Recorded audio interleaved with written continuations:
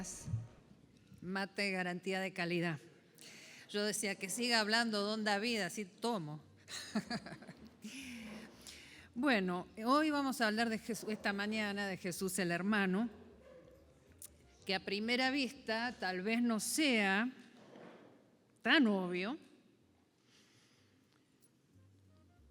pero decir que Jesús se nos acerca como hermano conlleva toda una teología acerca de qué clase de Dios es Dios. En realidad, el enfoque sobre Jesús el hermano nos lleva al corazón de la teología trinitaria.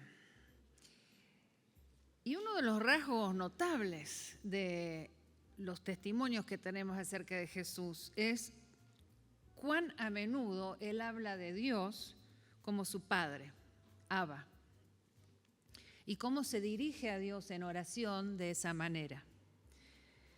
También les enseña a sus seguidores y sus seguidoras a vincularse con Dios como su Abba, Padre, y nos establece como sus hermanos y hermanas de Jesús.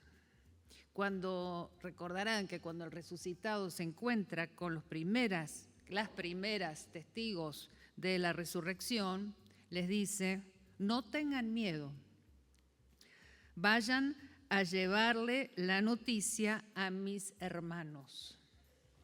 Díganles que se dirijan a Galilea, allá podrán verme. Mateo 28:10. Y en Juan 20:17 le dice a María Magdalena: no me retengas, no li me tangere, como siempre aparece, ¿no? Porque todavía no he ido a mi Padre. Anda, ve y dile a mis hermanos que voy a mi Padre, que también es vuestro Padre, a mi Dios, que también es vuestro Dios.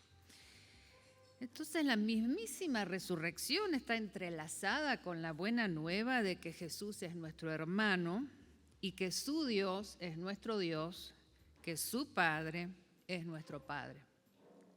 Y gracias a esa relación íntima, filial, no debemos tener miedo. Pensemos cómo es, si conocemos un bebé, un niño chiquito, cómo es esa relación con sus padres, ¿no? La confianza que tiene un niño con sus padres. Jesús, Hijo de Dios encarnado, crucificado y resucitado, es nuestro hermano. Y si es nuestro hermano, su Padre es nuestro Padre. Esta enseñanza es constante a través de su ministerio y un punto clave en este sentido es su práctica de oración. No podemos separar nunca la oración de la teología.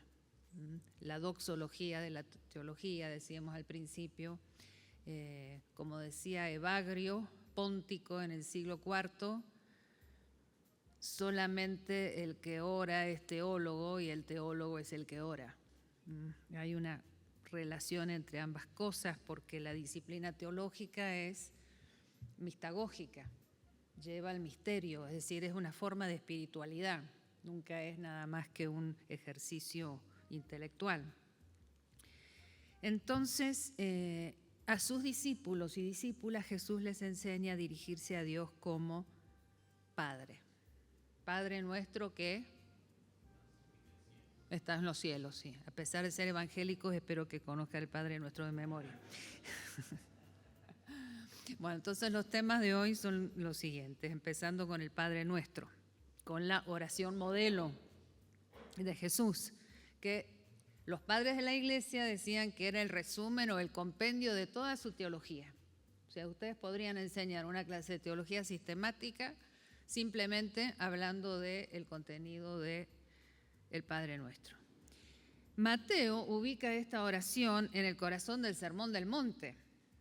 Esto podría haber ido perfectamente ayer con lo de Jesús el Maestro, y en realidad en el libro al principio lo tenía organizado así, pero me di cuenta que era muy gordo el capítulo de Jesús el Maestro si ponía eso ahí del hermano, y que esto llevaba a la teología trinitaria. Entonces va con Jesús el hermano. Entonces en Mateo 6, 9 a 13 tenemos la versión de Mateo del Padre Nuestro. Es decir que la oración, esta es el punto álgido del contenido del Sermón del Monte, es decir, del corazón de lo que enseña el maestro. Y la oración modelo empieza con una invocación, continúa con 3 peticiones referidas a las acciones prometidas de Dios en la historia y finaliza con 4 peticiones que tienen que ver con las necesidades de quienes estamos orando. Entonces Jesús nos enseña a comenzar nuestra oración invocando a Dios como nuestro Padre. Dicho sea de paso, la gente oraba así, ¿no? Parada generalmente, no así. Interesante, ¿no? La postura de confianza hacia Dios. Por eso le está mirando para arriba, creo, ahí en ese mural. Bueno, empezamos la oración invocando a Dios como nuestro Padre, Padre nuestro. Y esto transmite y resume todo un universo teológico, porque, como decíamos, gracias a Jesús, nuestro hermano, tenemos una relación filial con Dios. Voy a machacar mucho con este punto, no sé si ese verbo lo tienen ustedes, insistir mucho con este punto, porque la particularidad del mensaje del Evangelio en parte es precisamente esta relación íntima con Dios. No toda religión entiende a Dios como Padre. Esto es algo que nos trae Jesús, la relación filial nuestra como hijos e hijas, adoptados y adoptadas, como nos dice Gálatas 4, 5. Por la obra de Cristo somos adoptados y adoptadas en la fuerza del Espíritu como hijos e hijas de Dios, con todas las de la ley. Es decir, que no nos dirigimos a Dios como si fuera un soberano indiferente o un déspota imperial o un burócrata desconfiado o un político corrupto al que le tenemos que pasar la coima para que nos escuche, sino que nos dirigimos a Dios, según nos enseña Jesús, como hijos e hijas, habiendo sido adoptados y adoptadas con plenos derechos, es decir, recibiendo todo su cariño y su cuidado y teniendo un estatus análogo al del Hijo eterno. No es cualquier cosa, es como que entramos en la lógica misma de la Trinidad como hermanos y hermanas del Hijo y como hijos e hijas del Padre, por la fuerza del Espíritu, que nos está pariendo a la vida eterna. Hay que nacer de nuevo por la Ruaj, por el Espíritu, nos dice Jesús en Juan. Entonces, Jesús no nos enseña a describir a Dios como un patriarca, sino a dirigirnos a Dios con la confianza que tiene una persona con un padre amoroso. Obviamente hay padres humanos, déspotas, incestuosos, abusivos. No estamos hablando de eso, no estamos justificando eso. Estamos diciendo que cuando hay un buen padre, que si tuvimos suerte o la bendición de tenerlo, sabemos lo que es, esa confianza que tenemos es la que tenemos al dirigirnos hacia Dios. Recordemos, en el judaísmo de aquella época, si bien no era insólito usar la metáfora de padre para hablar de Dios, por ejemplo en Isaías 63, 16, aparece, no era el título habitual de Dios entre los judíos esto de padre. No es que bueno, siempre fue padre y ahora de golpe es padre en el Nuevo Testamento. Es Jesús el que pone este título y esta manera de reconocer a Dios en el medio de la cosa. En general se hablaba de los patriarcas, Abraham y compañía, como padres. Jesús nos indica que debemos hablar de Dios como nuestro Padre, en plural, nuestro Padre. No es Padre mío, no es Padre tuyo, sino es Padre nuestro. Y este nuestro y nuestra y nosotros y nosotras atraviesa toda la oración. Es decir, que no es algo individualista, ¿no? Es algo comunitario. Aparece 8 veces esta cuestión del nuestro en esta oración tan cortita. Es decir, que Jesús nos está enseñando indirectamente que hemos de vivir nuestra vida en comunidad. Por eso yo decía que la cristología la construimos entre todos y todas. La cristología nunca va a ser una construcción personal. Cada uno tentativamente puede ofrecer algo, como yo les he ofrecido en estos días, pero eso no es un producto terminado, no es un paquete sellado herméticamente. Es una propuesta, son ingredientes. Después ustedes harán la sazón a su manera, siempre en comunidad. A Dios le importa nuestra realidad y sabe que es muy importante que vivamos como seres comunitarios. Esto más que nunca ahora en épocas de post-pandemia, donde la salud mental no anda muy bien, en parte por la soledad impuesta en muchas circunstancias y el distanciamiento social que ha sido terrible, sobre todo para los más jovencitos, los más chiquitos. No podemos florecer en el aislamiento. Entonces, cuando oramos, aunque se trate de un momento solitario, como yo, y ay Dios, dame sabiduría y paciencia, en este ámbito, bueno, igual es un momento comunitario, aunque estemos solos orando. Estamos acompañados y acompañadas además por la gran nube de testigos. Estamos con la comunión de los santos presentes y del pasado. Bueno, la oración afirma que nuestro Padre, Dios, está en los cielos. ¿Qué es esto de estar en los cielos, no? Ustedes saben, en la Septuaginta, recuerdan la traducción griega de la Biblia hebrea, y en la Biblia hebrea, los cielos en plural son el símbolo del lugar propio de Dios. Ellos tienen mucho respeto por todo lo que es Dios. No se manosea esa palabra, sino más. Y Mateo es muy judío en este sentido. Entonces, la trascendencia, el reino de los cielos, no es decir que el reino no está acá o que Dios no está acá, sino que por respeto él usa esa circunlocución y no dice el reino de Dios, sino el reino de los cielos. Está hablando del reino de Dios. Entonces, es muy importante darnos cuenta cómo funciona esta trascendencia, los cielos, acá en esta oración. Es decir, la paternidad de Dios es una paternidad trascendente, no es una paternidad que se pueda utilizar o que se deba utilizar para justificar los patriarcados terrenales.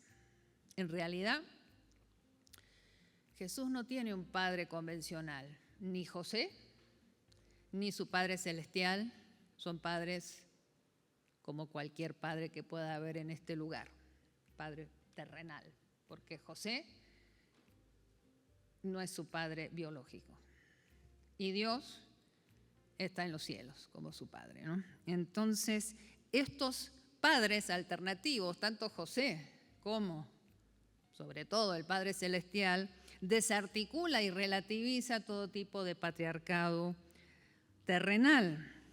Porque si la paternidad es un atributo divino, la forma de ser de Jesús nos muestra cómo es esa paternidad divina, que no es injusta, controladora, mezquina, desigual, autoritaria, despectiva, violadora, abusadora. No, esta paternidad de Dios desafía a las paternidades humanas a reinventarse en imagen y semejanza de Dios. Dios es mutualidad, trinidad, equidad. Entonces, decir nuestro Padre que estás en los cielos es desafiar a cualquier paternidad humana a reinventarse en imagen y semejanza de Dios, a acercarse una vez más a aquello para lo cual fue creada, que es para estar en imagen y semejanza de Dios. Jesús dice específicamente, según Mateo, que no hay que llamar Padre a nadie en la tierra, porque solamente tenemos un Padre que está en el cielo. Mateo 23:9. ¿Qué significa esto? ¿Que no le podemos decir papi a nuestro papá? Obviamente no, está hablando de otra cosa. Está diciendo que la lógica patriarcal es falsa e idolátrica porque proyecta en algunos varones humanos, no todos, porque los varones se ven perjudicados por la lógica patriarcal también. En algunos varones humanos se proyecta una versión de la paternidad que no les compete porque le pertenece a Dios solamente y que termina por dañar su humanidad. Cuanto más estemos cerca de Dios, más humanos somos. Al ser más humanos nos parecemos más indirectamente a Dios porque estamos hechos en imagen y semejanza de Dios. Pero cuando asumimos roles que solamente son propios de Dios, es idolatría porque nos ponemos en el lugar de Dios. Es una dinámica complicada. Pero yo por eso, como feminista, jamás dejaría de usar el lenguaje de padre para Dios.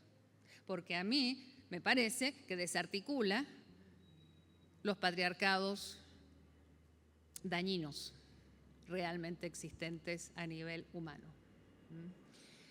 Bien, entonces dirigimos nuestra oración a Dios que está en los cielos, es decir, que entablamos una relación con alguien con A mayúscula, que nos supera, nos rebalsa, nos trasciende y nos transforma. Dios siempre es más de lo que podemos explicar, afirmar o de hecho controlar. Entonces nos acercamos con confianza a Dios y las tres peticiones primeras en realidad son variantes de un mismo pedido. Estoy siguiendo acá a Norbert Loffink, L-O-H-F-I-N-K,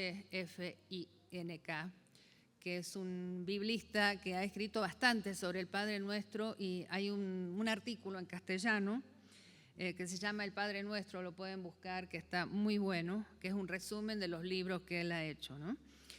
Y entonces él dice que Dios santifique su nombre, que haga venir su reino, que haga su voluntad en la historia. Santificar el nombre, que venga el reino, que se haga la voluntad. Esto es lo mismo, siempre quiere decir lo mismo. Es decir, estamos pidiendo que se realice aquello que Dios se propone en la historia y lo que el Mesías de Dios debe traer. Entonces, cada petición hace referencia a la visión específica del futuro de un libro secreto del Antiguo Testamento. Es decir, estas peticiones se pueden vincular con la Biblia hebrea. Santificado sea tu nombre, se remite sobre todo a Ezequiel, por ejemplo, Ezequiel 36, 23.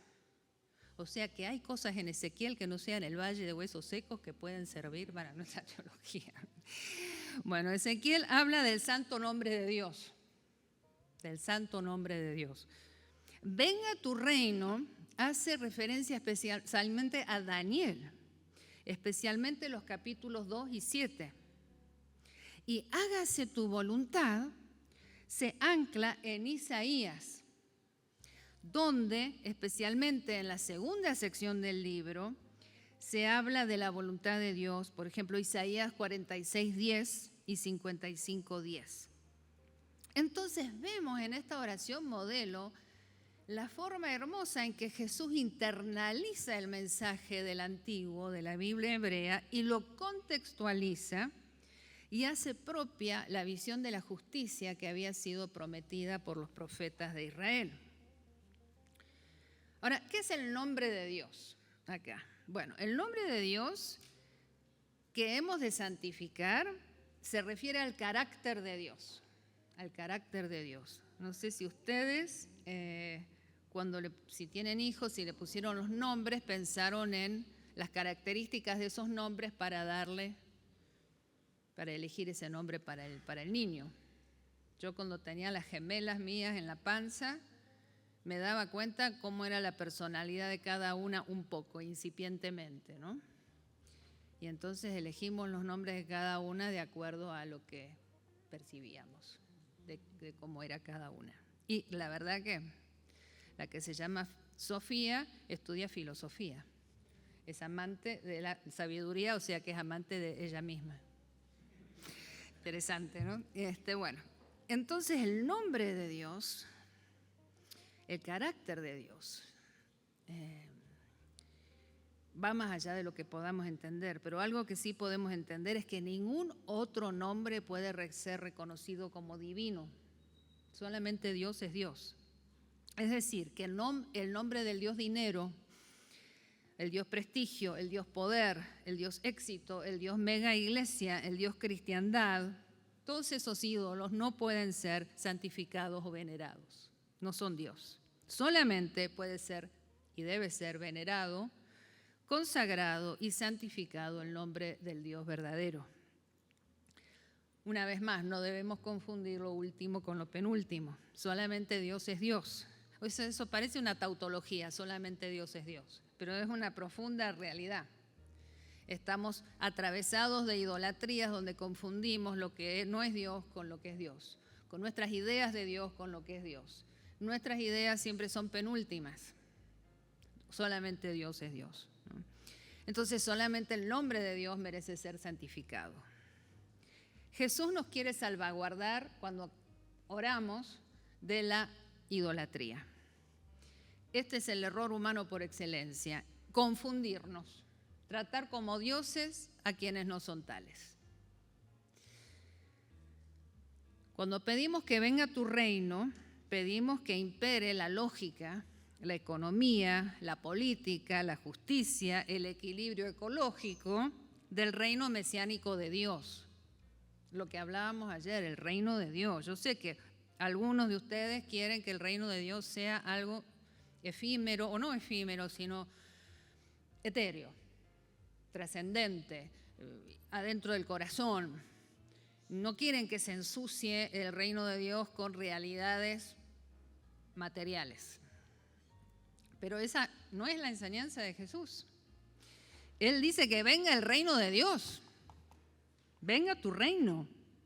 No en un futuro, ahora anticipadamente, que venga ese reino de la no violencia y de la sanidad. Y el verbo aquí se conjuga en imperativo. Venga tu reino. Miren la confianza que tenemos con este Padre nuestro, que le podemos imprecar, podemos exigir.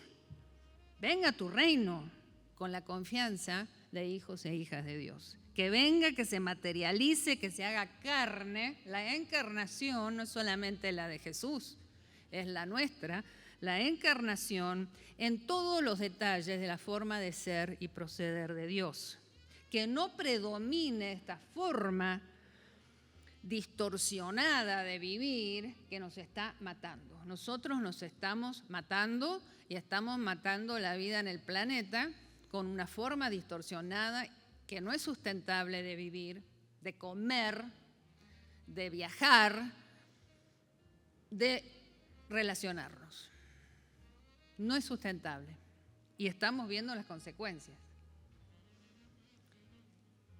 Que venga tu reino. Basta de esta cosa que estamos haciendo, cambiemos. El mensaje del reino de Dios que enseña y encarna Jesús, nuestro hermano, es político, no en el sentido de un partido político.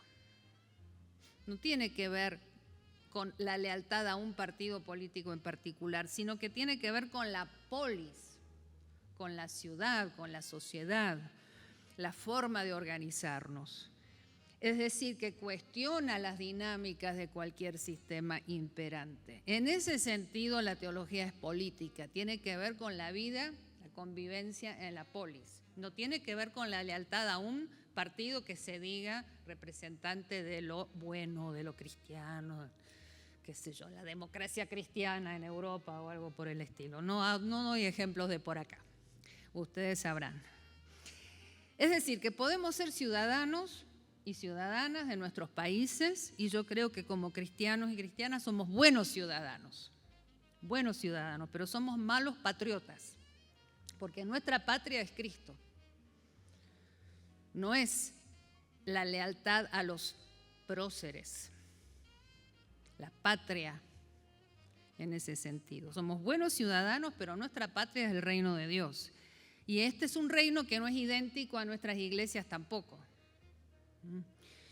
Nuestras iglesias son desafiadas por esta oración, venga tu reino. Que nuestras iglesias se parezcan más a lo que Jesús quiere. Bueno, al pedir que se haga la voluntad de Dios, Jesús nos enseña a pedir gracia, amor, justicia y paz, tal como los vemos encarnados en Jesús. Esto repite entonces de otra manera la misma idea de que venga el reino de Dios. Que lo experimentemos de acuerdo a la voluntad de Dios, no de acuerdo a la voluntad y la violencia de los falsos señores que dominan el sistema actual. Los Elon Musk del mundo, ¿no? que están llevando a la devastación y a la muerte de la hermosa creación de Dios. Y esto ha de ocurrir como en el cielo, también en la tierra. En otras palabras, Jesús nos enseña que las dimensiones invisibles y visibles de la creación de Dios están interconectadas. Nosotros no vemos toda la realidad. La realidad va más allá de lo que podemos ver con los ojos o con los sentidos. Hay realidades de Dios invisibles y visibles. Pero esas dos realidades están conectadas, interconectadas. Que venga el reino y que se haga la voluntad de Dios como en el cielo, también acá en la tierra. Vamos anticipando entonces nuestra esperanza escatológica en las pequeñas y grandes cosas ahora. Queremos que aquí en nuestras sociedades las dinámicas sean parecidas a las que existen en aquellas dimensiones que ansiamos ver pero todavía no vislumbramos en su totalidad. Soñamos la justicia y la paz mesiánica. Esperamos un nuevo cielo y una nueva tierra. Mi idea de lo que es la familia es precisamente como un lugar para practicar todo ese tipo de cosas. Esa era mi especie de gran visión cuando me casé, ¿no? Que sea el matrimonio, la familia, como un espacio para practicar esos valores mesiánicos, que sonaban muy rimbombantes, así como las promesas que nos hicimos, pero creo que de alguna manera ha sido así, ¿no? Cuando la familia funciona bien, estamos practicando con gente que nos quiere y a la cual queremos ese tipo de valor. Lo mismo la iglesia debe ser un espacio para, no perfecto, pero para vislumbrar, para practicar esta forma de ser mesiánica. Ese es el sentido de la comunidad de fe. Por eso sigo apostando a la iglesia, no porque sean fantásticas todas las iglesias, ni yo tenga que defenderlas apologéticamente cuando se extralimitan, pero porque creo en esa propuesta de comunidad mesiánica donde practicamos algo que no hay en ningún otro lado. Entonces yo no la voy a, digamos, dejar así nomás. Yo voy a seguir luchando por la iglesia. Pero también que sea un lugar donde esta oración se pueda materializar. Bueno, y acá la oración pasa de una visión cósmica a lo concreto, a lo inmediato, el hoy, empezando por el pan de cada día. El pan de cada día que necesitamos para poder vivir ahora en vistas a ese futuro dinámico de justicia. Y la experiencia histórica que está atrás de este pan de cada día, ¿qué les parece que es? ¿Cuál es la experiencia del pueblo de Israel? Sí, el maná.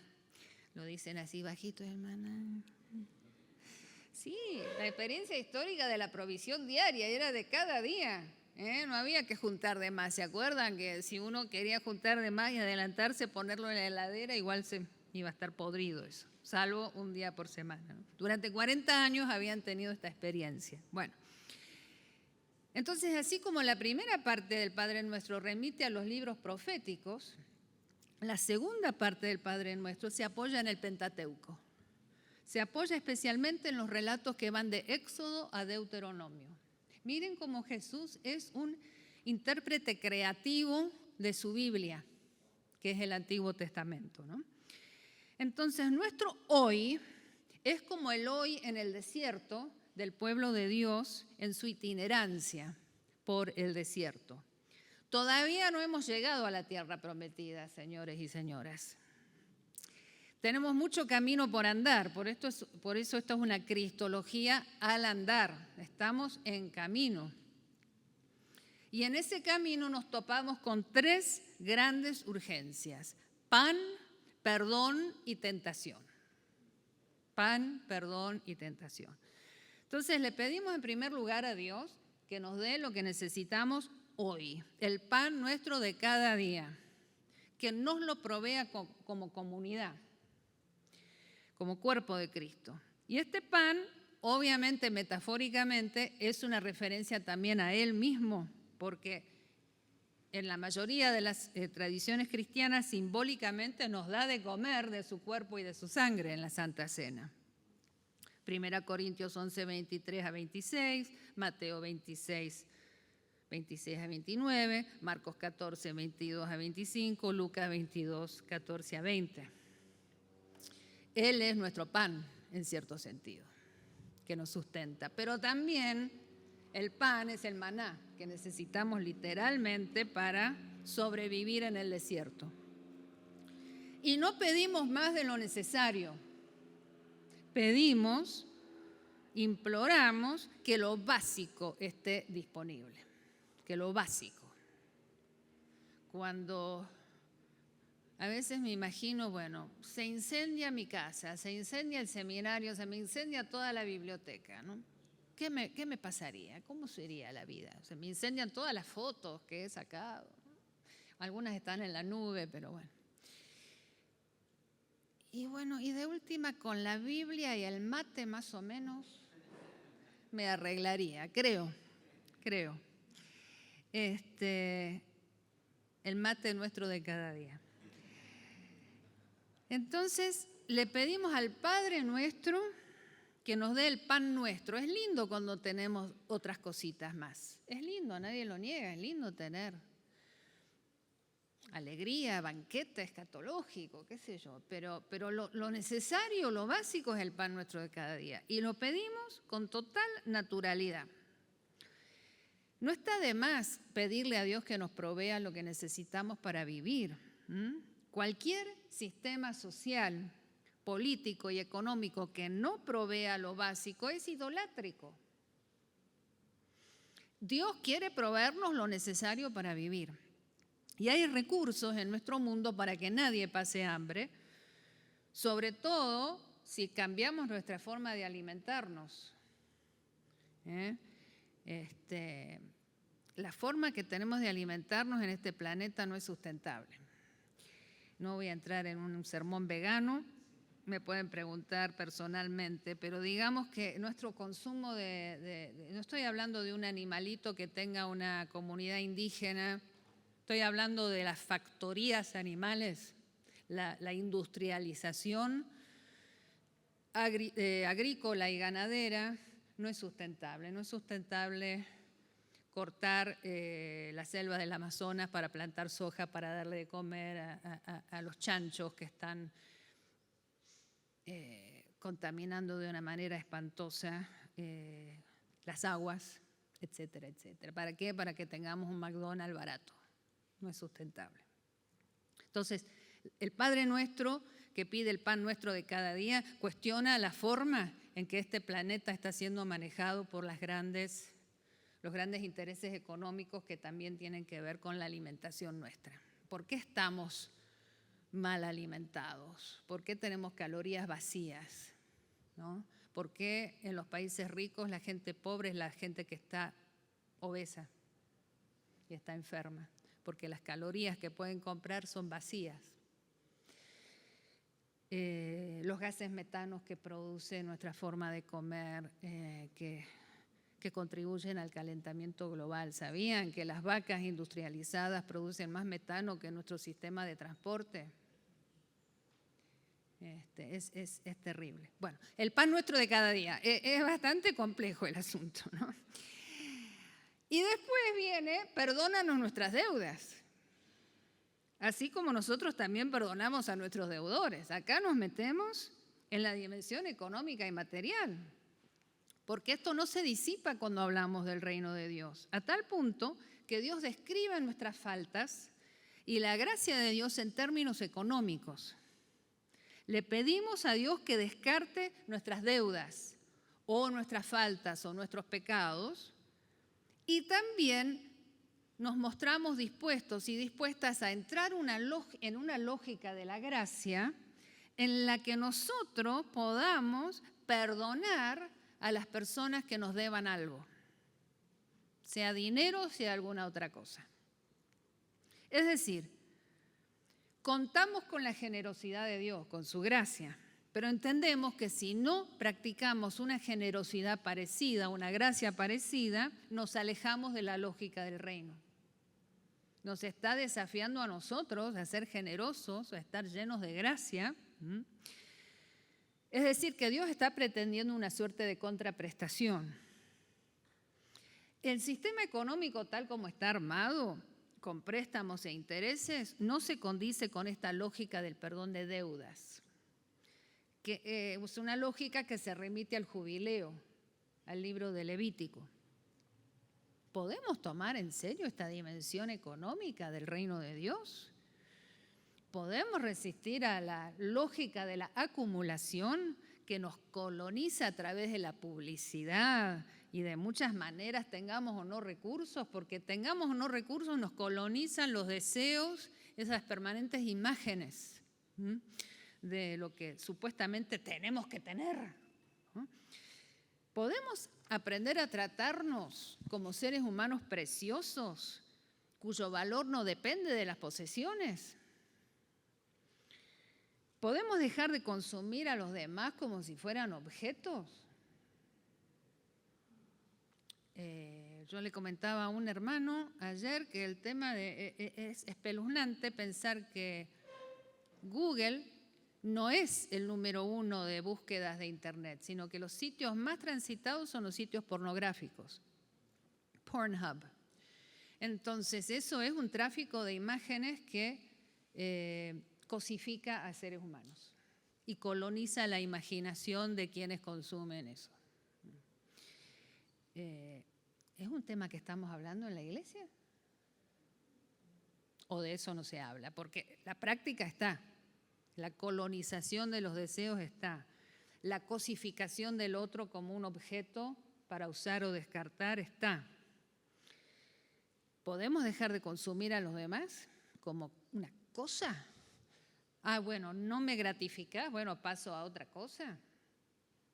La lógica esa destruye a las relaciones, o sea, es muy difícil mantener una monogamia a través de una larga vida. Con esa lógica sería imposible. Entonces, es como que socava la propuesta de tener una familia con un compromiso a largo plazo. Esa lógica de me tenés que gratificar. Me pregunto si estamos hablando de estos temas en la iglesia. O si lo estamos hablando por lo menos con nuestros hijos, o nuestros nietos, o sobrinos, o con la gente joven, con nuestras parejas. Estamos presos y presas de la lógica económica preponderante. Entonces, no es casual que los primeros teólogos hablaran de la salvación como economía divina, economía de Dios. Obviamente no es la economía capitalista, pero hay puntos de contacto entre las transacciones comerciales, la forma económica de organizar el mundo y esto que está hablando Jesús. Perdónanos nuestras deudas. Ustedes sabían que estaba todo esto metido en el Padre Nuestro, así, Padre Nuestro que estás en los cielos, santificado sea tu nombre, rapidito, rapidito, rapidito. Hay mucha teología acá adentro. Bueno, y la oración finaliza con esta frase difícil que es: no nos metas en la tentación, mas líbranos del mal, o rescátanos del mal o del maligno. Es decir, que Jesús nos enseña que tenemos todo el derecho de pedirle al Padre, a Dios como nuestro Padre, que nos exima de pruebas que no podamos soportar, que nos rescate del encuentro con el mal que nos agobia. El mal nos supera, no lo entendemos. Le pedimos a Dios que nos ayude en nuestro sufrimiento y en nuestro dolor. Sabemos que Dios nos puede rescatar, aunque su forma de hacerlo no siempre nos parezca lógica. A veces uno está pidiendo algo y Dios no contesta o no pareciera contestar para nada. Pero después más adelante nos damos cuenta, no, sí nos contestó de una forma que en ese momento todavía no podíamos captar. Entonces parte de esta confianza en Dios como Padre es pedirle algo y tener la confianza de que la respuesta va a estar, aunque no sea la respuesta que uno quiere en ese instante, de la manera que uno quiere, ¿no? La forma de Dios de responder pasa por el amor y no por el odio. Pasa por la práctica de la paz y no de la violencia. Pasa por el sendero estrecho y no por lo que pareciera el camino directo. A veces hay que tener paciencia, así como Dios le tenía paciencia al hijo que tuvo que crecer y pasar de ser de niño a adulto y estar listo para su ministerio y no iba a estar enseñándoles a los maestros de la ley arriba de esa escalerita como ayer, ¿no? Sino que tenía que ser una persona adulta. Hay que tener también paciencia con la respuesta de Dios a los pedidos, pero los pedidos se los podemos hacer. Le podemos pedir a Dios en fe, danos la fuerza para vivir de maneras que no sean las del sistema imperante. Danos la fuerza. Bueno, Abba Padre. Dada la familiaridad del Padre Nuestro, nos parece muy normal tal vez pensar en Dios como Padre, pero ese acercamiento íntimo a Dios como Abba, no como el conjunto sueco de los 70, Abba para los más viejos, no Abba todo con mayúscula, sino Abba Padre. Ese Dios que se acerca de una manera maternal y paternal, no era en su contexto tan obvio, sino que Él está radicalizando y profundizando y democratizando una temática imperante en el Antiguo Testamento. Ustedes saben, en la Biblia hebrea se le dice a Dios principalmente Elohim. Este era el nombre semita para los dioses o para Dios, Elohim. Yahvé era el nombre sagrado de Dios, el que se presenta, el que el judaísmo ni siquiera quiere pronunciar porque es tan sagrado, que significa seré el que seré, o a veces traducido como soy el que soy. Para no pronunciar el nombre sagrado Yahvé, que en realidad ni sabemos bien cómo se pronuncia, ¿no? El tetragramatón famoso, el judaísmo, por respeto, muchas veces habla de Dios en términos de Hashem, el nombre. O al leer la escritura dice Adonai o Señor cada vez que aparece ese nombre. Me acuerdo que cuando yo estaba en hebreo, en el seminario, había un profesor que era terrible porque había un chico judío que venía a aprender hebreo con nosotros y lo imprecaba para que dijera el nombre. Y el tipo siempre decía Adonai, no decía el nombre santo de Dios. Por eso decíamos que Mateo usa esta circunlocución para evitar la palabra, aún la palabra Dios, Theos, en griego, y habla del reino de los cielos, no tanto del reino de Dios. En muchas de nuestras bíblicas evangélicas actuales tenemos esta cuestión del Señor con mayúsculas chiquitas. Eso es Yahvé, ¿no? También es reflejo del respeto por el nombre sagrado de Dios revelado a Moisés. La Septuaginta usa Kyrios para traducir Señor, para hablar de Yahvé. Y luego en el Nuevo Testamento es interesante porque se usa esta costumbre, se toma esta costumbre de la Septuaginta, pero Kyrios a veces se refiere a Cristo. ¿No? Interesante. O sea que Yahvé o Señor no es sinónimo de Padre. El Nuevo Testamento también habla del Hijo como Kyrios. Entonces, no tenemos que imaginar que siempre hubo un padre, y que después en el Nuevo Testamento nos enteramos de golpe que hay un hijo o algo por el estilo, sino que la forma de dirigirnos a Dios como Abba es algo que Jesús mismo nos está mostrando. Obviamente, Él no inventa la costumbre de dirigirse a Dios como Padre, pero sí radicaliza esa posibilidad de la relación íntima con Dios y toma una temática un tanto menor en el Antiguo Testamento y la pone en el centro de su enseñanza y de su espiritualidad. O sea, ¿cómo es que aparece la figura del Padre, de Dios como Padre en el Antiguo Testamento? Bueno, en Oseas 11:1 leemos que Dios afirma: cuando Israel era joven, yo lo amaba y llamé a mi hijo para sacarlo de Egipto. Es indirecta la forma, pero bueno, dice que tenía un hijo y que era Israel. Y en el 11:3, fui yo quien le enseñó a caminar a Efraín. O sea, es un rol paterno-materno.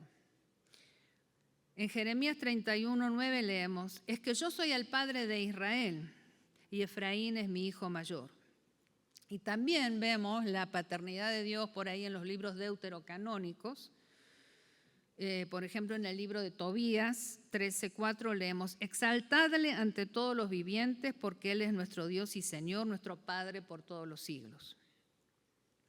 Entonces, dado que la Biblia hebrea entiende que Dios ha engendrado a su hijo Israel, Dios es descrito indirectamente como Padre en el judaísmo anterior a Jesús. Y además aparece como el protector paternal de los huérfanos, de las viudas y de los pobres. Por ejemplo, en el Salmo 68:5. En su templo santo, Dios es un padre para los huérfanos y hace justicia a las viudas. Esta paternidad de Dios dirigida a su hijo Israel no es una relación de mutualidad e igualdad, sino que es la relación de un padre que exige obediencia y exige respeto, como esos padres que yo todavía los llegué a conocer en las épocas antiguas cuando era chica en Argentina, que venía el padre y se ponía a leer el diario y no hablaba para nada con nadie, había que traerle las pantuflas y exigía respeto y obediencia. No era así mi papá, pero algunos de los padres de mis amigos, ¿no? Un padre que corrige y disciplina a sus hijos, como vemos en la literatura sapiencial del Antiguo Testamento, en Proverbios, por ejemplo. También en los profetas vemos este patrón. En Jeremías 3:11 o en el Pentateuco, en Deuteronomio 32:6. Es decir, que podemos ver que en el Antiguo Testamento Israel es el hijo primogénito de Dios y por lo tanto es el heredero de Dios, que recibe su herencia o porción de Dios, de las bendiciones divinas, y también es disciplinado por Dios. Dios no es malo, pero es estricto, ¿no? Dios es el Padre del pueblo de Israel como figura colectiva. No se habla de Dios como el Padre de cada persona individual. Salvo en el caso del rey, Salmo 2, 6-8, pero incluso en ese caso el rey representa colectivamente a todo el pueblo. Entonces lo que ocurre con Jesús es que, como siempre, profundiza y radicaliza elementos existentes en su tradición y predica entonces el camino al Padre, a su Padre Dios, como un camino que no está abierto solamente para el Hijo Israel, sino para todos los seres humanos, para toda la creación. Y acá entramos entonces de lleno en las implicancias trinitarias. Es decir, que el lenguaje de Padre e Hijo y Espíritu, así como el lenguaje de hermano, nos empuja a desarrollar un vocabulario trinitario para tratar de articular lo que vivimos como seguidores y seguidoras de Jesús. ¿Se acuerdan que hablábamos al principio de esa especie de pozo que había cavado Agustín y que el nenito le decía: no vas a poder poner nunca todo el agua del océano en eso que has cavado? Tus categorías son pequeñas para lo que es la inmensidad de Dios. Y Agustín dice: No hablamos trinitariamente porque sea finalmente adecuado el lenguaje que tenemos para usar, para hablar de Dios. Pero no nos podemos quedar callados y calladas. Por eso desarrollamos esta forma de hablar. Entonces, profundizar la cristología siempre lleva a expresiones trinitarias, porque es una manera de poder hablar tanto de la profunda humanidad como de la entera divinidad de Jesús. Desde la experiencia de Jesús como nuestro hermano, Hijo del Padre, la fe cristiana va desarrollando la convicción de que Dios siempre fue Padre, Hijo, Espíritu. Como lo expresa la Confesión de Fe de Nicea del 325, nunca hubo un cuándo, nunca hubo una época, nunca hubo un tiempo, un instante en que Dios no fuera Padre del Hijo. Es decir, no puede haber un padre sin un hijo y no puede haber un hijo sin un padre. No es que había un padre que no tenía un hijo, porque si uno hubiera tenido un hijo no hubiera sido padre. El Padre es eterno, el Hijo es eterno. Espero no estarlos confundiendo, porque a veces suena como que es como un laberinto mental todo esto, pero hay una lógica muy, muy clara que a veces la salteamos. Padre no es el nombre de un ente divino unitario, solitario, sino que remite a un Dios que desde siempre existió en relación con su Hijo eterno. Nunca hubo un cuando no existiera el Hijo. Antes de todos los tiempos y antes de que existiera el tiempo, siempre existió Dios, Padre, Hijo y Espíritu. No se es padre sin un hijo, ni se es hijo sin un padre. Entonces, que si confesamos con Jesús que Dios es su Padre, estamos diciendo que desde siempre, de antes de la encarnación, antes de la eternidad, desde antes de que existiera el tiempo, Dios ha existido en relación de mutualidad. Padre, Hijo, Espíritu. Dios nunca estuvo sin su palabra, sin sus logos. Y nunca estuvo sin su aliento, su ruaj, su espíritu. Uno no puede hablar sin aliento. Mi maestro Moltmann tiene asma, ¿no? Y está viejito, y ya no puedo hablar con él por teléfono porque no tiene aliento como para que le salgan las palabras de manera entendible, porque no tiene aliento.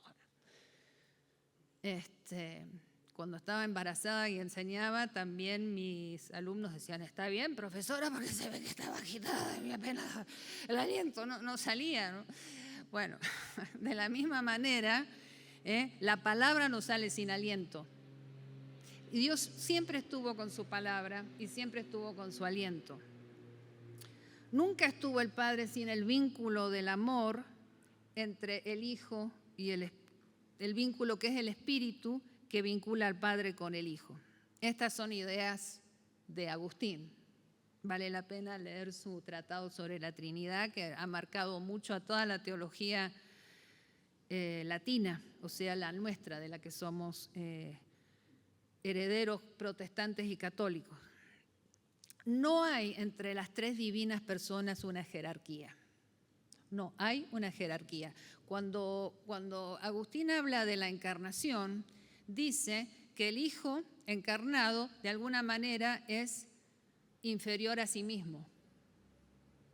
¿Por qué? Porque el Hijo eterno siempre estuvo, pero el Hijo encarnado se subordina, se achica, hace la kenosis para estar con nosotros. Pero el Hijo no es menos que el Padre, el Hijo trinitario. Dios es eternamente Padre, Hijo y Espíritu. Esto se vuelve evidente en la encarnación, con el advenimiento del Hijo que se hace uno de nosotros y de nosotras. Y a través de ese advenimiento, la buena noticia es que Dios nos invita a participar de la mutualidad trinitaria. Esto no funciona si ustedes tienen una Trinidad jerárquica. Es decir, si han exportado ideas patriarcales humanas a Dios y lo han puesto al jerarca arriba de todo, al patriarca, y después al Hijo y después al Espíritu, no funciona la mutualidad trinitaria y se torna vacía la buena noticia. Es muy importante que piensen en la mutualidad trinitaria al pensar en la buena noticia. Nosotros estamos invitados a participar de la mutualidad misma del Dios Trino. No dejamos de ser criaturas. Nos divinizamos, decían los padres de la iglesia, pero no dejando de ser criaturas. Siempre seremos criaturas, pero somos parte de la familia. Somos hermanos y hermanas del hermano mayor Jesús. Él es nuestro hermano mayor.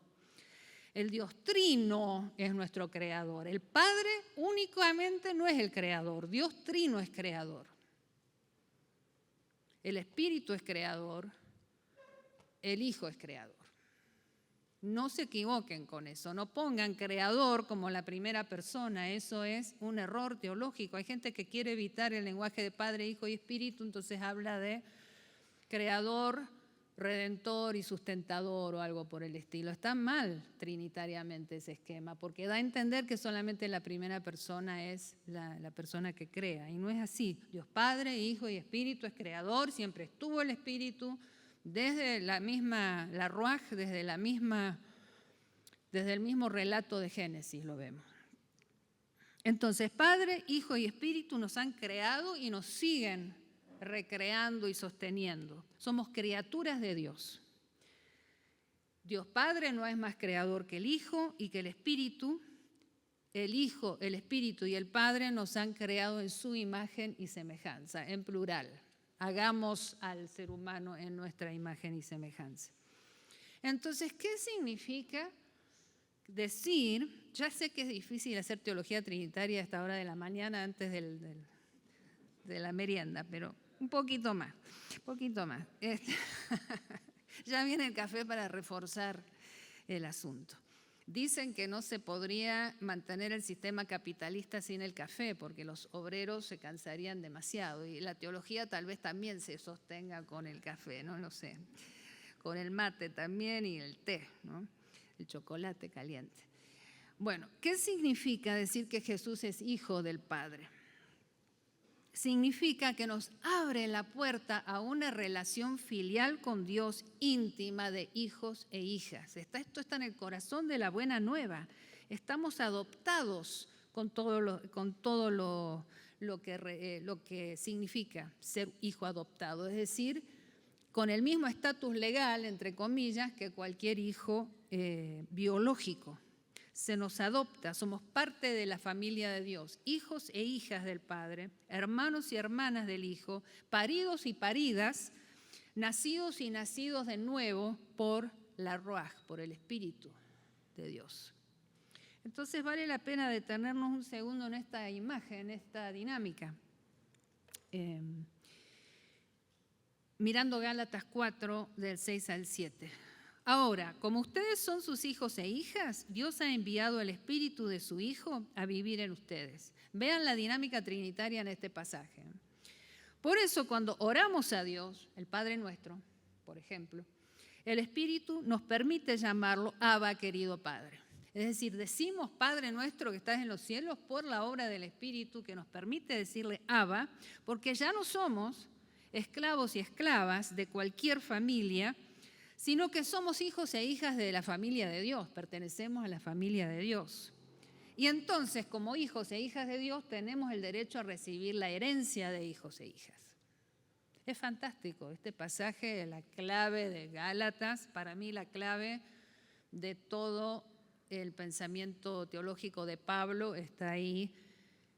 Gálatas 3:28, por ahí hasta Gálatas 10 más o menos, 4:10.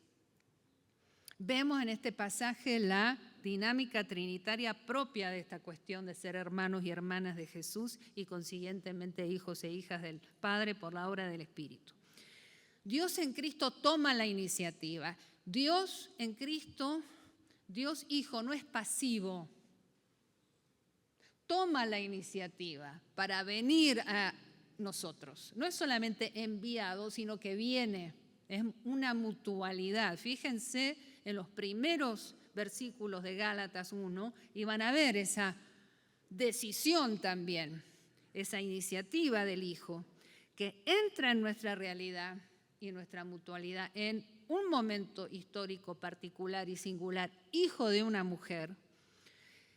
Y Dios, a través de esta dinámica, nos adopta como hijos e hijas, herederos y herederas. Entonces no es casual que Pablo identifique al Espíritu como Espíritu de su Hijo, porque la labor adoptiva del Espíritu está anclada en la encarnación, en la historia de Jesús de Nazaret. Y gracias a esa obra del Espíritu, y como siempre les digo, vamos muertos sin el Espíritu, gracias a esa obra del Espíritu es que somos adoptados como hijos e hijas de Dios y podemos dirigirnos al Padre como Abba. Ya no somos esclavos ni esclavas, somos hijos e hijas. Algunos de ustedes serán padres adoptivos seguramente, y sabemos que los padres adoptivos suelen decir que tienen hijos e hijas del corazón. No sé si se conoce acá esa expresión, hijos del corazón. Es decir, un hijo adoptivo, una hija adoptiva, no es menos que un hijo biológico o una hija biológica. Mi hermano siempre decía que tiene 3, 2 biológicos, 1 adoptado, y siempre decía, el adoptado es el más parecido a mí. Salió el más parecido. Bueno, no son menos hijos, para nada, que los hijos biológicos. En un sentido hay un compromiso con ellos tan grande, ¿no? De elección, de elegir. Un compromiso que casi no se puede expresar. Entonces, la experiencia humana de adopción nos ayuda a imaginar la obra de adopción que Dios realiza en nuestras vidas. Una obra que se hace visible gracias a Jesús. Dios nos libera de la esclavitud y nos adopta. Nos incorpora a la vida trinitaria a través de este proceso de filiación que podemos nombrar, podemos articular porque conocemos a Jesús y sabemos que nuestro hermano Jesús es el Hijo de Dios que se dirige al Padre con la confianza de un hijo amado. Bueno, ahora vamos a hablar de algo que capaz que algunos se estén preguntando o algunas. Bueno, pero entonces, ¿y las hermanas qué? ¿Y las hermanas qué? Porque si hablamos de Jesús como nuestro hermano y el Padre es nuestro Padre, ¿qué pasa con las mujeres? Las hermanas.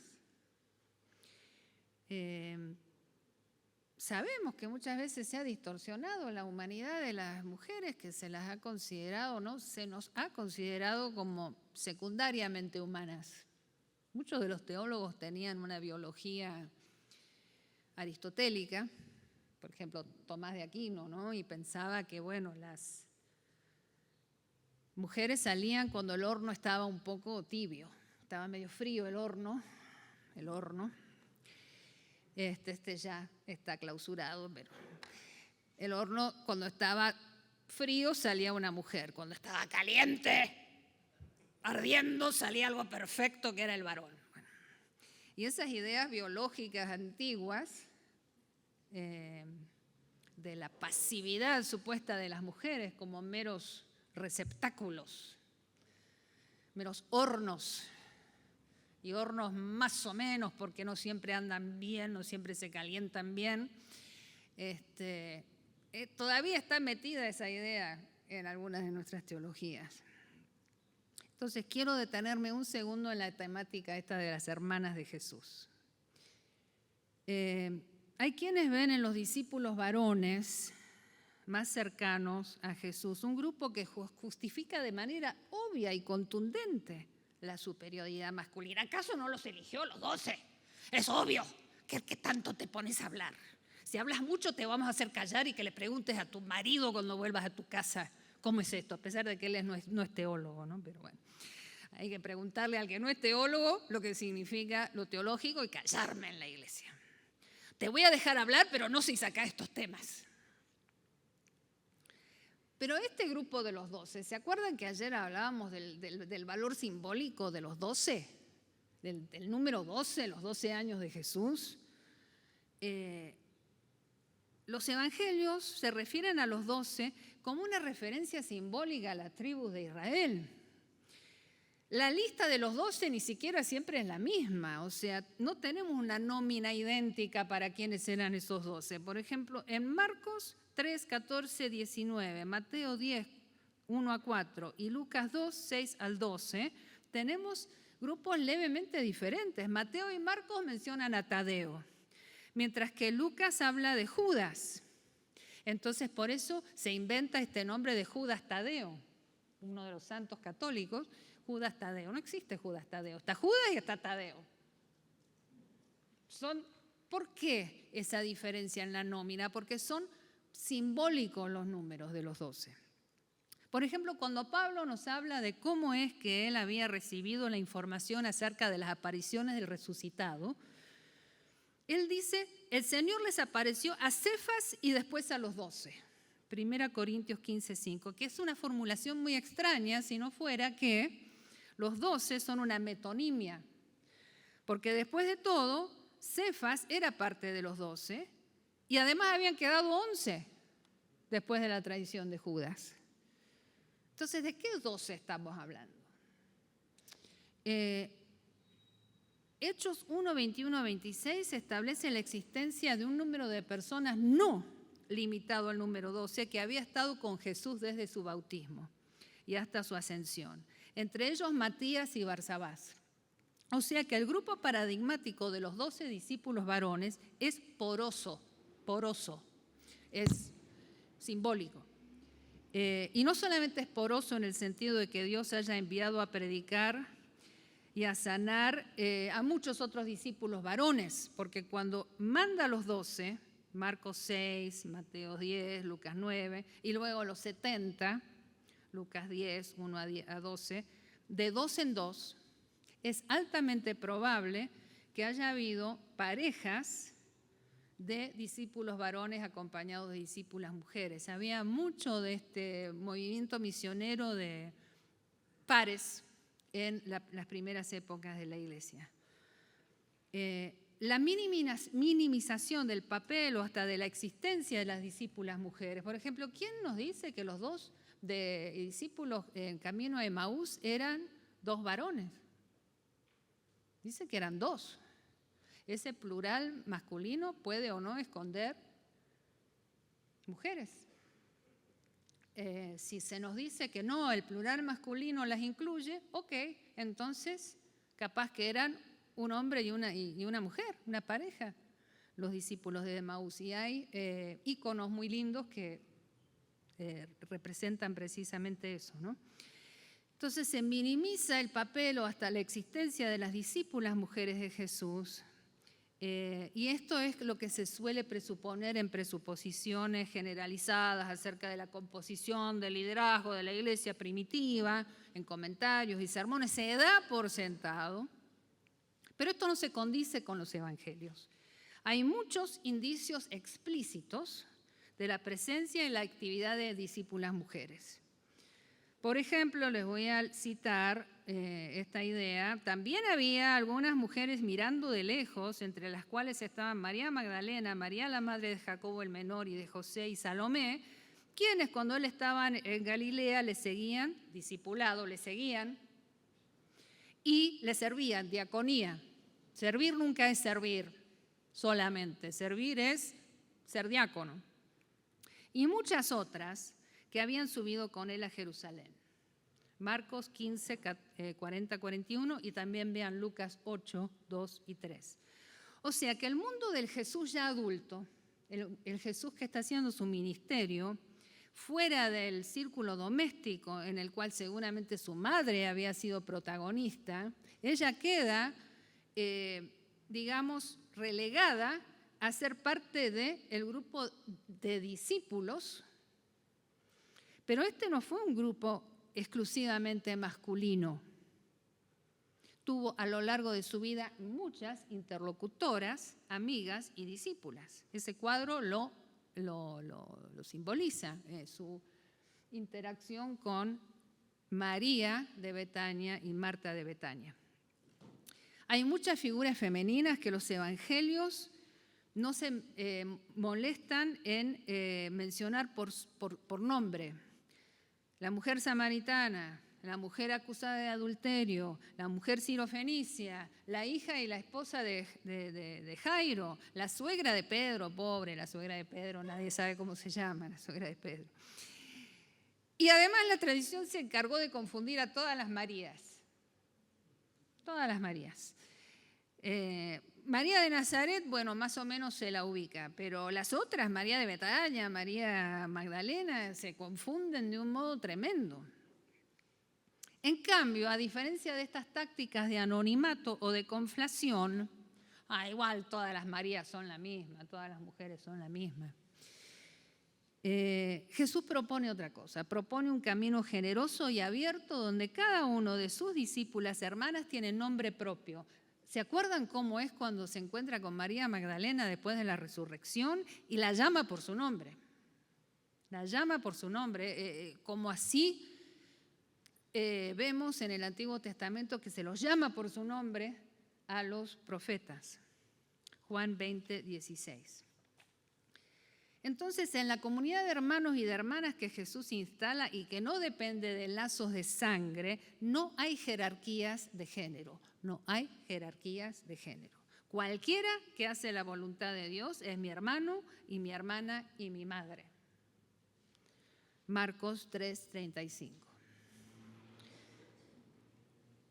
Entonces, hermanos y hermanas del Hijo. En todo lo que hemos dicho hasta ahora, hemos dado a entender que esta cuestión de Jesús el hermano, también esta cuestión de Dios el Padre, es una buena noticia tanto para mujeres como para varones. Si yo no creyera eso, no estaría acá haciendo teología, estaría haciendo otra cosa, si no fuera una buena noticia.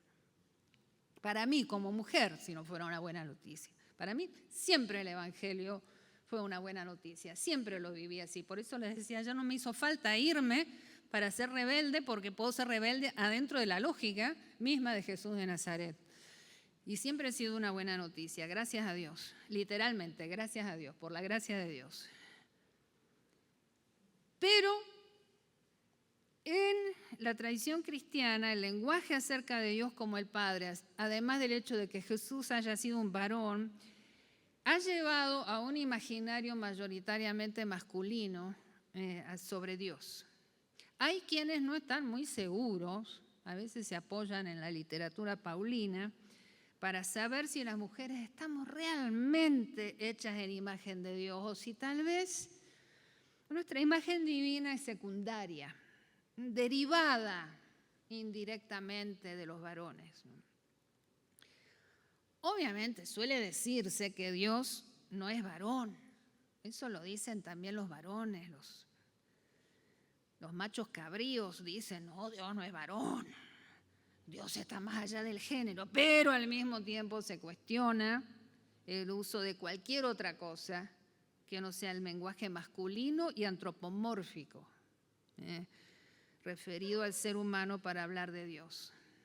Entonces, conviene no pasar por alto porque a veces la buena noticia para las hermanas de Jesús, las mujeres, se vuelve un poco turbia.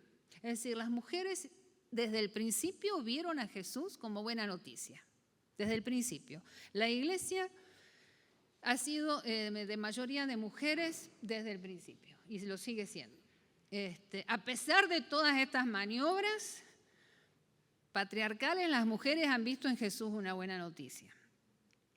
Pero vamos a ver un poco cuáles son las trampas en las que podemos caer, porque hay 3 estrategias específicas, teológicas, que llevan a que la teología cristiana sea utilizada como ideología patriarcal y por ende intrínsecamente violenta y opresiva para las mujeres. Ustedes dirán, ¿por qué está insistiendo con esto? Ya basta, no lo quiero escuchar más. Porque la ideología patriarcal lleva a la violencia, a los feminicidios. Ustedes dirán, ay, bueno, pero hay mujeres que son violentas contra los varones. Sí, hay, por supuesto, pero hay millones de mujeres que mueren nada más que por ser mujer. O sea, es peligroso andar por la calle, mucho más peligroso en cualquier lugar del mundo, andar por la calle como mujer. 1 de cada 4 mujeres es violada. Quiere decir que en mi familia, que somos 4 mujeres, estadísticamente es probable que una sea violada. Los números son estratosféricos. Entonces es muy importante que nuestra forma de ser iglesia nos apañe esa violencia de género, que se basa en la idea de que en el fondo la mujer es un ser descartable. Entonces, ¿cuáles son las estrategias teológicas? Primero, se sostiene que las mujeres hembras somos sustancialmente diferentes a los varones machos.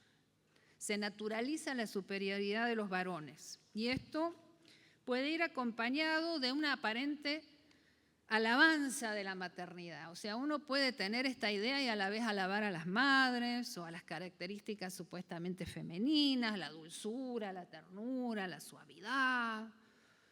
Pero estos son vistos como rasgos, una, que los hombres no tienen que tener, y si los tienen, ¿son hombres realmente? Y otra, son rasgos que complementan a los varones, no que son, no están en mutualidad.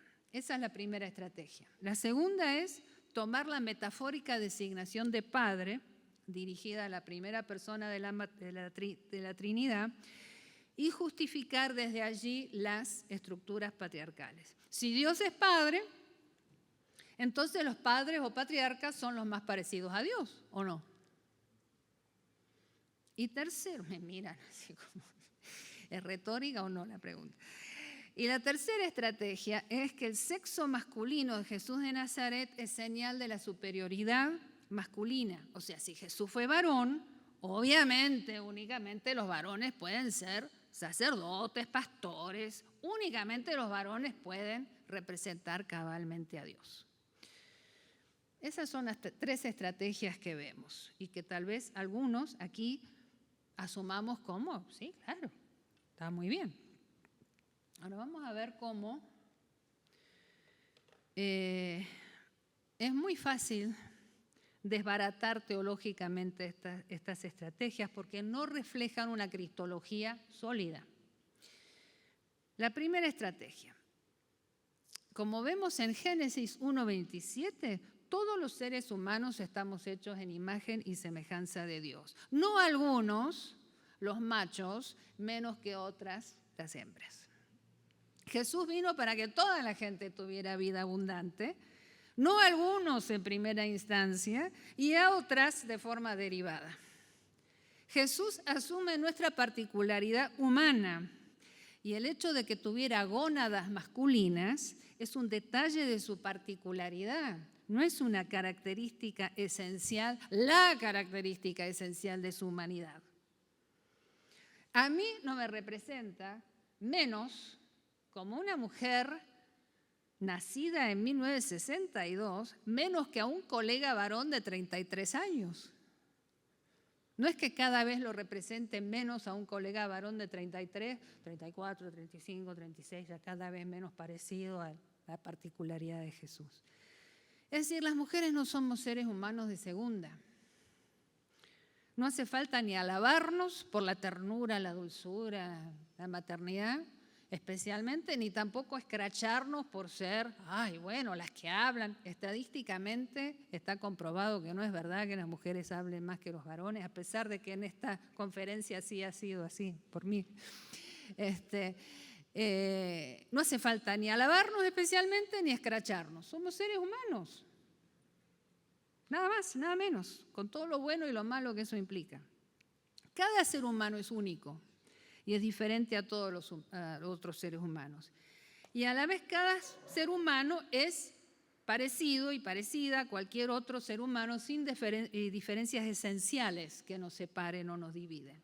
Entonces Jesús asume una particularidad humana justamente porque se hace ser humano. Y en esa particularidad temporal, corporal, específica, representa a todos los seres humanos, con todas nuestras particularidades, en todos los tiempos y en todas las latitudes y en todas las culturas y en todos los cuerpos. Con respecto a la segunda estrategia, hablar de Dios como Padre no significa que Dios en cuanto Santísima Trinidad sea literalmente una entidad patriarcal. en la vida de Jesús, su discurso sobre Abba Padre no cimenta las relaciones sociales que privilegien a los varones. Recuerden esa imagen de él hablando con la samaritana y los discípulos mirándolo como, ¿qué hace este? No me animo a decir nada porque... ¿Pero qué hace? ¿Por qué habla con ella? ¿Se acuerdan de Juan 4? Bueno, cuando él habla de Abba Padre no está cimentando una lógica que privilegie al patriarcado. La forma de filiación entre Abba, Padre y Jesús no es la de la violencia ni de las relaciones jerárquicas, ni de la imposición. Andá y hacete humano y te van a matar y está todo bien. No es una especie de padre sádico, como algunos lo representan, ¿no? Que manda al hijo a morir, como si el hijo no tuviera una agencia propia. No, es una dinámica de amor y de entrega mutua. Y ya subrayamos que Jesús no quiere que confundamos las paternidades humanas con la forma de ser de Dios. No llamen a padre nadie en esta tierra. Como dijimos, ni José, su padre terrenal, ni su padre celestial son padres en el sentido biológico dominante. Ninguno de los dos son padres biológicos. Dios confesado como Padre es un Dios que cuestiona todas las dinámicas de poder abusivas y por eso incluye las dinámicas de género que lleven a que algunas personas sean tratadas como inferiores. Y algunas personas, algunas mujeres, interiorizan esa inferioridad. ¿Y qué pasa? Que entonces no pueden ejercer sus dones espirituales de la manera que podría ser. Y necesitamos en la iglesia que todo el cuerpo pueda ejercer sus dones espirituales. No que algunas digan, ay, bueno, yo no sirvo para nada, ni siquiera soy digna de bautizarme. Lo he visto.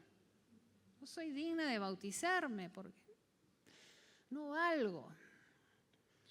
Esa no es la buena noticia del Evangelio.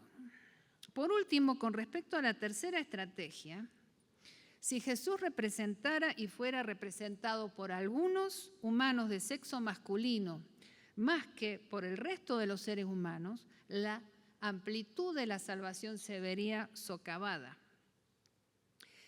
Dios en Cristo se hizo ser humano para que todos los seres humanos, sin exclusividades, sin excepciones, pudieran llegar a ser como Dios, sumarse a la reconciliación de toda la creación con Dios. Entonces los apóstoles varones no fueron los únicos testigos y protagonistas de su historia. María de Nazaret parió al Dios hombre. Me encanta usar ese verbo. Teológicamente está bueno, ¿no? Marta de Betania fue la primera en confesarlo a Jesús como el Cristo. Nunca se habla de la confesión de Marta, pero la confesión de Marta es fabulosa, ¿no? No solamente María de Betania era la teóloga, Marta de Betania también era la teóloga, pero siempre hablamos de la confesión de Pedro como si hubiera sido el único. Yo siempre digo, si alguna mujer hubiera hecho las cosas que hizo Pedro, negarlo al Señor, estarían escrachando a todas las mujeres. Ustedes son las negadoras de Cristo, pero no, las mujeres fielmente al pie de la cruz, cambiándole los pañales cuando era chiquito, después siguiéndolo, sirviéndolo, dándole de comer, sentadas a sus pies, siendo testigos de su resurrección, y nada, se las borra de un plumazo. Y Pedro, que se mandó lo que ya sabemos, el primer papa. Bueno.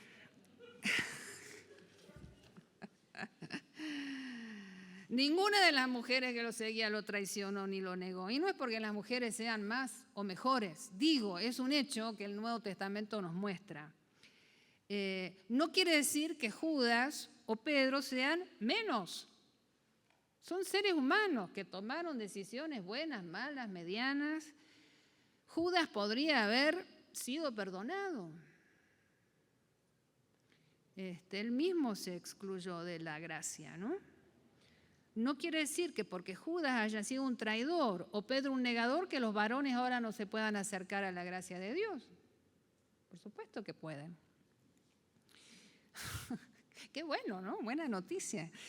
Es decir, que los varones y las mujeres estamos en condiciones de igualdad. Somos imperfectos. Necesitamos de la gracia de Dios, de la ayuda de Dios para reconciliarnos con Dios y con su creación. Jesús, nuestro hermano mayor, nos invita a la convivencia trinitaria como hermanos y hermanas del Hijo, hijos e hijas del Padre, nacidos y nacidas por el Espíritu de Dios. Esta invitación no solamente está intrínsecamente relacionada con la encarnación y la vida de Jesús, sino también con su muerte y resurrección. En esa muerte y resurrección también se nos revela ya no solamente como nuestro maestro y ya no solamente como nuestro hermano, sino como nuestro amigo. Muchas gracias.